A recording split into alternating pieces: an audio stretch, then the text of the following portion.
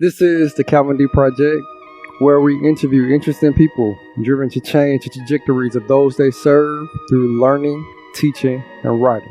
I want to thank you for being here. We're pleased to welcome Chosen Be Nice out of Dallas, Texas. Make sure you stick around because some of the most powerful content is the advice portion is at the end. So right before we dive in, I want to make sure you hit that subscribe button if you haven't already and hit that bell notification icon so that you can get more episodes like this one. Chosen Be Nice. What's good, boy? Appreciate you for joining the Calvin D Project podcast this week.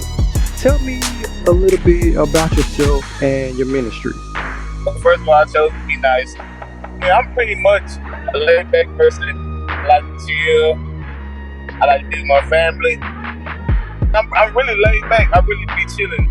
And then when it's time to be lit, I'll go to God. I'll be lit. I like cars on the side. I love getting little model cars and kind of taking them apart and building them how I like it. But yeah, I really do be chilling. That's it. For those that are new to you, what's the story behind your name, Chosen Be Nice? I was already chosen. Wasn't no be nice on the end of it. So with my daughter, I forgot the kind of conversation went. But I was rapping, I was doing the verse. And she came in there and she was like, Chosen Be Nice. And I was like, wait, what? And she's like, Pop. She said, Chosen Be Nice. I was like, wait, huh? I said, say it again. She was like, Chosen Be Nice. I said, no, say it in sarcasm like you just did a while ago. Like you was telling me, be nice.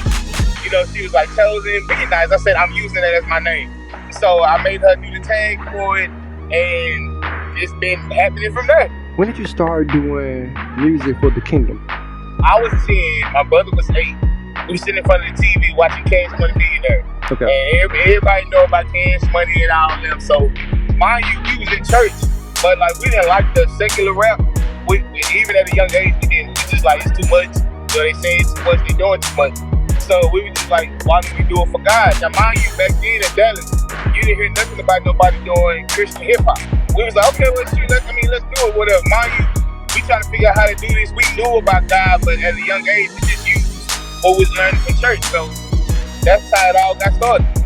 What would you say is your style as an inspirational hip hop artist? If there was a genre, if I could put my own genre, it would be petty. And I say that because I'm not scared to go the extra mile when it comes to saying what God say. I'm not scared. I don't say what I say just for followers or fans or nothing like that.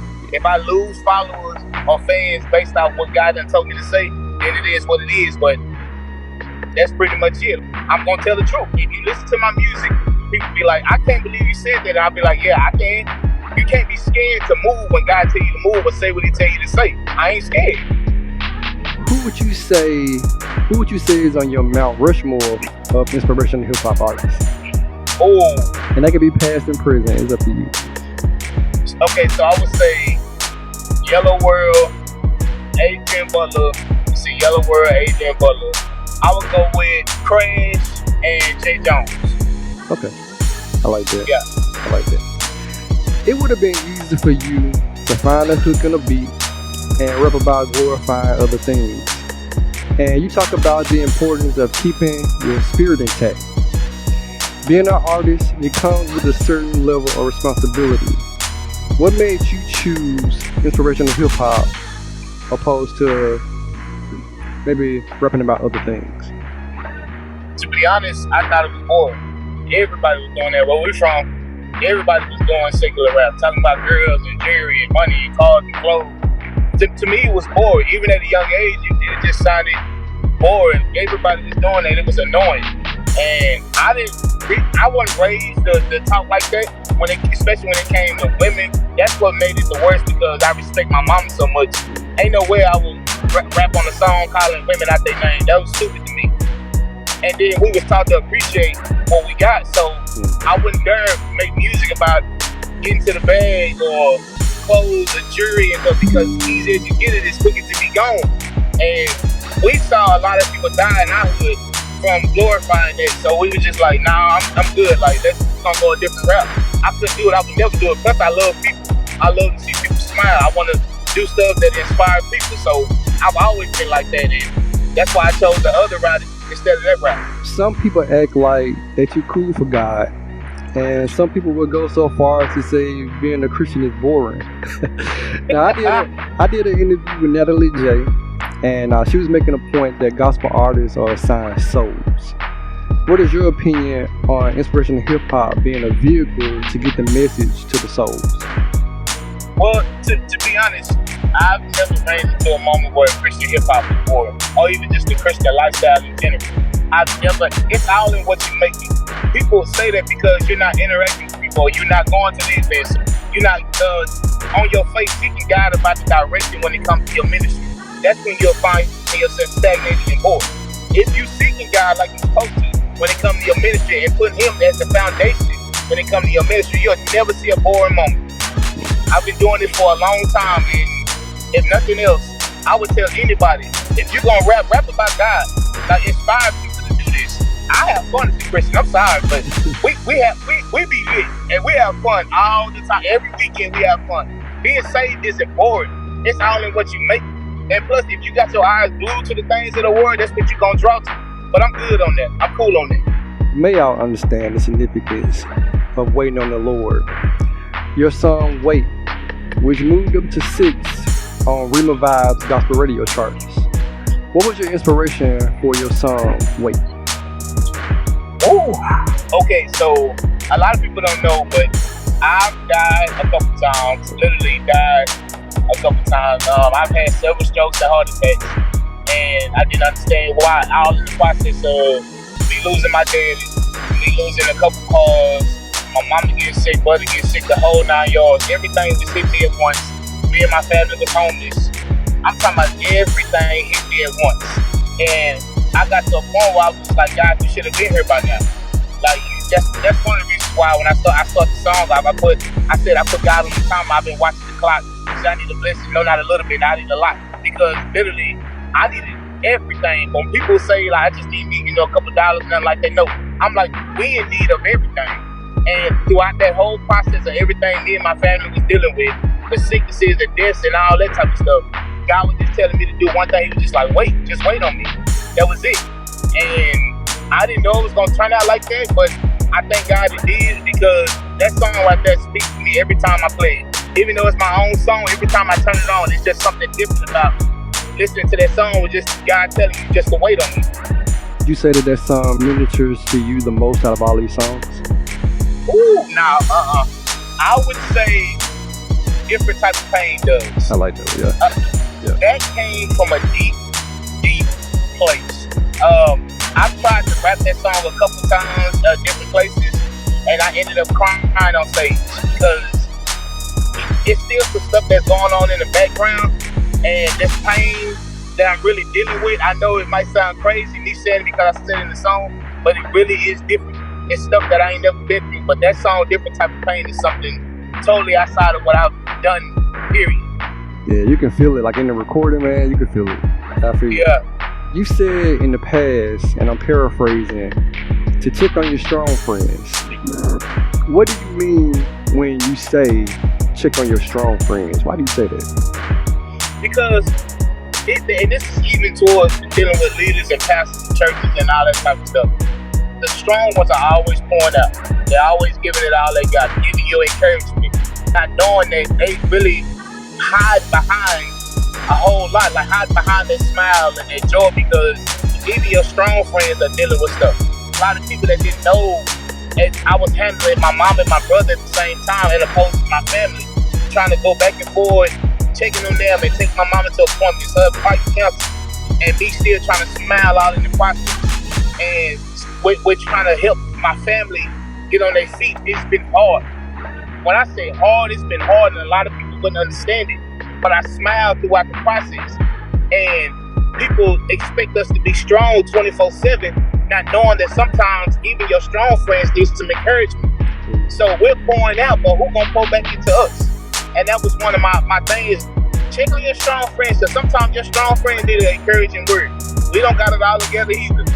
I actually did an interview with Jeremiah Cannon, and she was saying that there's something special about being on that stage with a sibling and ministering with the sibling. What can you tell me about God Nation? Ooh. Listen, the Yellow Word was one of the ones I put on my Mount Rushmore because I'm sorry, but I put my brother on this pedestal for a reason. My brother is one of the hardest artists I've ever met. I'm not saying that just because he's my brother, but his wordplay and when it comes to his love for God is incredible. I love being on stage with my brother. It's like chemistry that just some people don't like this shit. You know, it's cool, fine, and then. But I love my brother. My brother is my world. So whenever we on stage together, it's a whole different type of feeling. Like it's hard to explain. It's like this energy, this fire, you can't contain. And I be like what we do on stage and how we interact, it's a blessing. So I love it. I understand that you're also licensed to preach the gospel. Tell me a little bit about why that was important for you to be licensed to preach the gospel. Because, first of all, my dad is a pastor, God rest his soul. My mom is a pastor. I couldn't take it for granted because people don't understand how much people struggle for their title. Now, some people just get a title handed to them and they go on about their business. But I didn't get nothing handed to me. I literally had to work, struggle, and depend on God, and again, wait on God and trust God throughout this whole process. And I didn't know I was going to be ordained. I just know I had to stay the course because there was something else coming. So I'm preaching the word on the regular, no license whatsoever. And I thank God for my church, like Church West Campus, Pastor Bishop Grady Thomas and Pastor DeWanda Thomas. They gave me a chance to actually do ministry in a different way. They didn't put me in a box when it came to me ministry. A lot of times they surprise me, but like, okay, I forgot to tell you up on the day, that day of, and I'll be like, oh shoot. But I had a word already. The thing was, I was held in a box for so long when it came to me preaching. It was just like, I thought it was dead. And when you are born from people that are both naturally born preachers, my uncle's an apostle, my auntie is a pastor. I'm talking about people, ministers and pastors down the line. It's the only way. So, and I love preaching. It's not just something I say in the kingdom, but I absolutely love preaching. Outside of music, I love being able to get up and allowing God to use me to be a willing vessel. I tell people I'm a servant. So if I can serve in that manner, then God let me. And then when I found that I was getting ordained, it was just icing on the cake. What new projects are you working on that you could share with us? I have an album coming. I don't have a release date for it yet, but it's called Wait Part 2, The Legacy. And this goes deeper as far as like childhood goes, as far as me dealing with the loss of my father, my kids, the whole 9 yards. It goes a lot deeper. And if people cried on the first Wait, they're really gonna shed a tear on Part 2. That's what I'm working on right now. I got a couple features coming, actually about 11 features coming with some people. Okay. And then I'm working on 2 joint projects with 2 other artists. I'm not gonna tell you who it is yet. Just gotta wait to see. I have a lot of shows coming, so to God be the glory on everything. Now, for the artist that is just getting started, what words of encouragement you give a artist that's aspiring to be an inspirational hip hop artist? I would say don't give up and trust God. Trust the process. People expect to be famous overnight and it don't work like that. And I hate to say this, but a lot of Christian hip hop artists, or even just Christian artists in general, forget to tell a testimony behind how they got to where they at. And I would say, look at the testimony aspect of your ministry. Don't give up just because the process is slow. Just because you feel like the numbers ain't moving, ain't nobody listening, ain't nobody paying no attention, you ain't getting no shows and nothing like that. I remember for like a year straight, when I branched out from God Nation, I was just dropping freestyles, and I get like 1 view, 2 views, a like, sometimes no likes.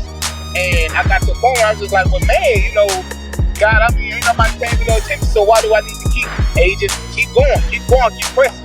Them that wait on the Lord shall renew their strength. They shall mount with wings of eagles. They shall run and not be weary. They shall walk and not faint. I got that on me literally right now. The joy of the Lord is my strength. I have to think about scriptures like that because people are listening, but they're not gonna let you know that they listen. You don't understand how many lives that you're touching just off that one. All it takes is just one. If you can help just that one person, that one like that you get, that one comment, and you done did more than a lot of people. They got 10,000 likes. Because at the end of the day, you don't want people to just be fans, but you want souls that are actually changed when it comes to your ministry.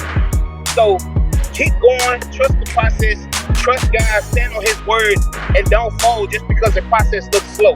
Learn how to move in silence and let God, let the ministry speak for itself.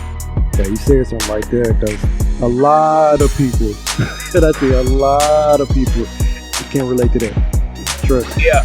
For my audience that wants to connect with you, how do we find you? As far as music goes, on all digital platforms, streaming platforms, just chose to be nice. CHOSCE space BE space NICE. Chose to be nice. And then on social media platforms, it's chose to be nice 88 on Instagram. Official chose to be nice on TikTok. I don't mean to say this in a boastful way or nothing like that, but just Google chose to be nice and everything will come up. Chose to be nice. I want to say thank you for being a guest on the Calvin D Project. Be sure to connect with Chosen Be Nice on social media and also check out his music. Make sure you hit that subscribe button if you haven't already, and hit that bell notification icon so that you can get more episodes like this one. And thank you again for listening to the Calvin D Project.